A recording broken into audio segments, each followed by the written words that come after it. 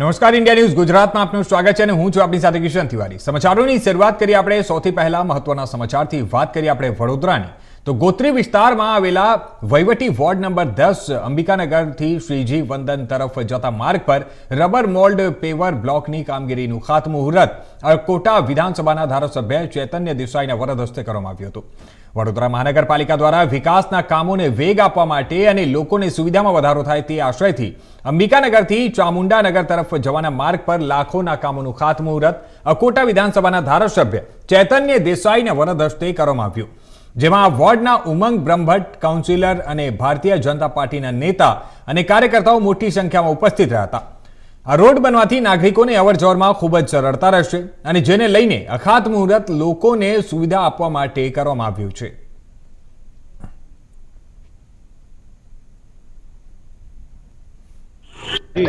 આજના શનિવારના દિવસે અકોટા વિધાનસભામાં આવેલ મત વિસ્તાર વોર્ડ નંબર 10 એમાં ચામુંડાનગર અને આસપાસના વિસ્તારોમાં પૂર્વ પેવર થયા હતા। હાલમાં એક રસ્તાનો હમણાં આજે ખાતમુહૂર્ત રાખવામાં આવ્યું હતું।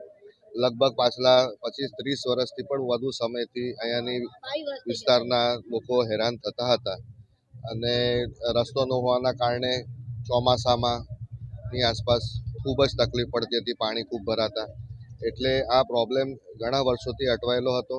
થોડા ઘણું ટેકનિકાલિટીઝથી બી અટવાયેલું હતું, પરંતુ એ ટેકનિકાલિટીઝને બધું દૂર કરી અને આપણે આ રસ્તો હાથમાં કામમાં લીધો છે। લગભગ 18 લાખનો ખર્ચો છે, સંપૂર્ણ મારા પોતાના ગ્રાન્ટમાંથી અમે આપી રહ્યા છે। એ સિવાય આ સોસાયટીનું પોતાનું કોમન પ્લોટ હતું, એની અંદર પણ લગભગ 17 લાખ રૂપિયાનો અમે પેવર પોતાના ગ્રાન્ટમાંથી આપીને કામ પૂર્ણ કરાવેલ છે।